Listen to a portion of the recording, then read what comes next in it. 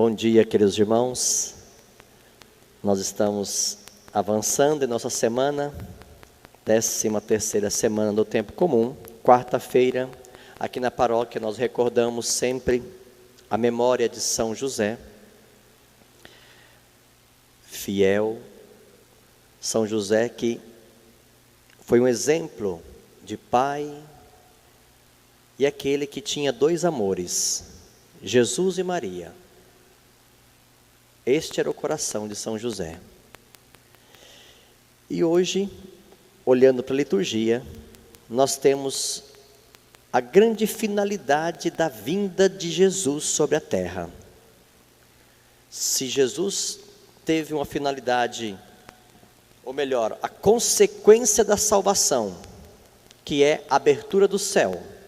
Jesus veio, só Ele é Deus, só Ele pôde salvar, só Ele é o mediador, não existe pessoa que salva, por mais virtuosa que seja, inteligente, porque salvação é a participação da vida do Pai.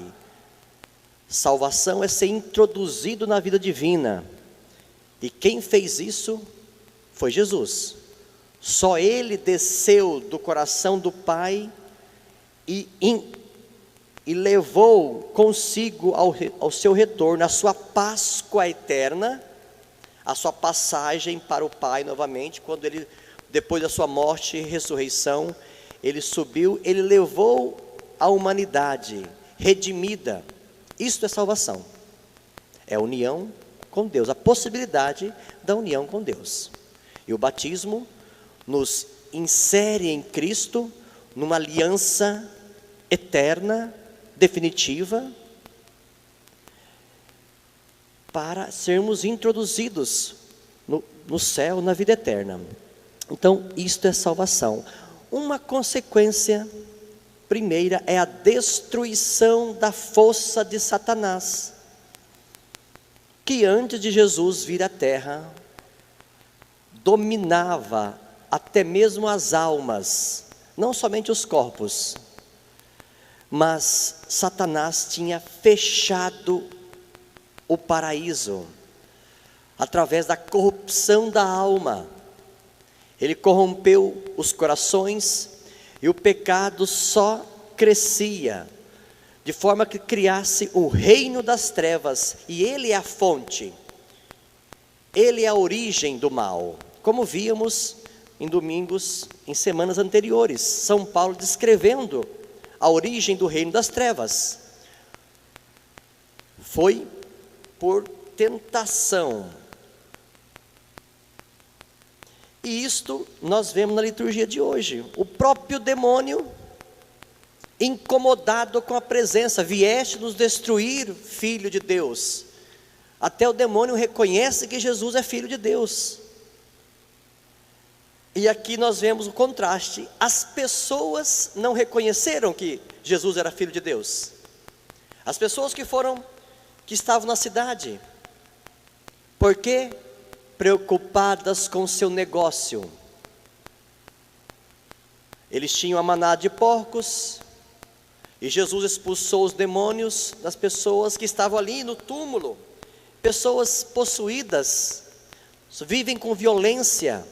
Uma pessoa que não tem Deus e é possuída só pensa, só vive nos túmulos, só pensa em morte, só semeia confusão, só semeia mentiras, só semeia morte. E só vive o dia inteiro numa onda em túmulos. Às vezes nós vivemos assim, em túmulos.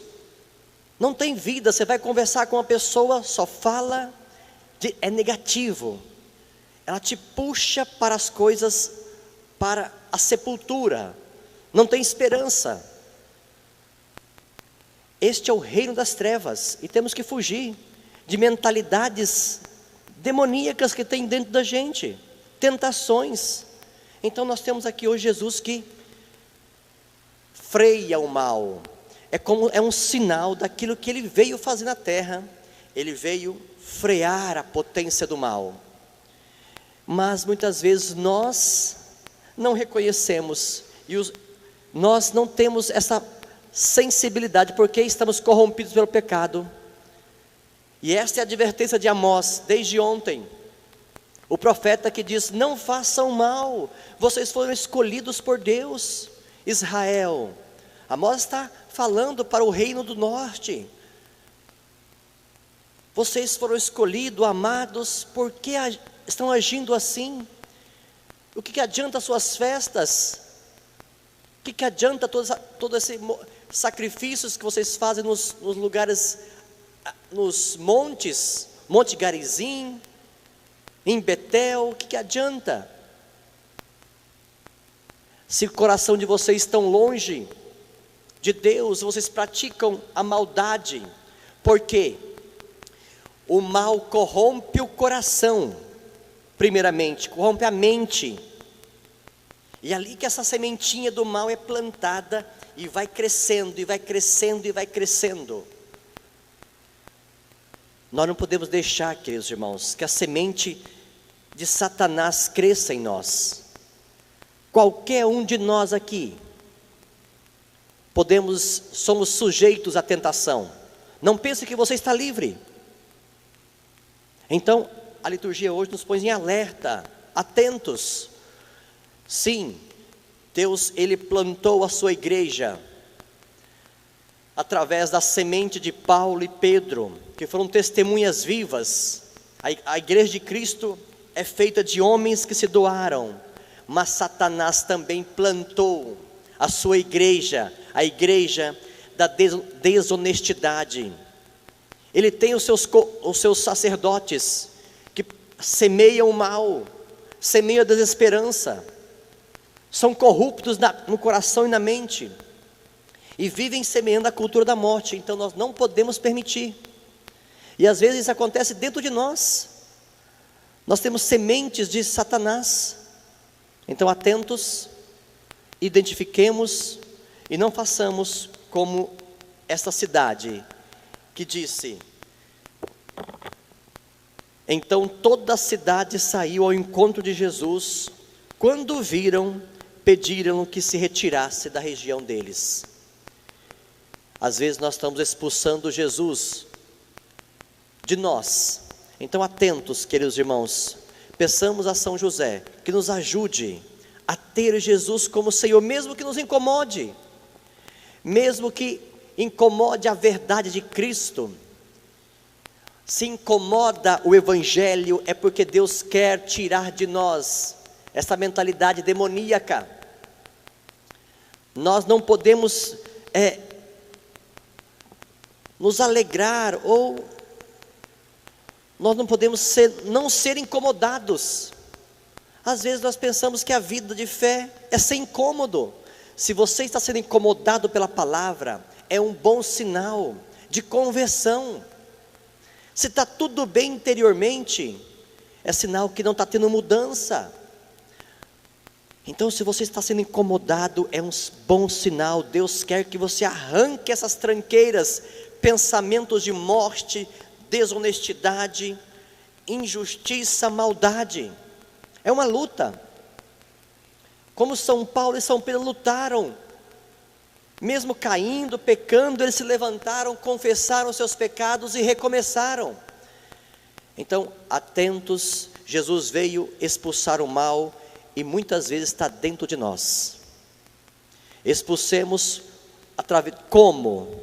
Através da humildade em reconhecer os pecados, confessar os pecados. Quanto tempo faz que você não confessa seus pecados?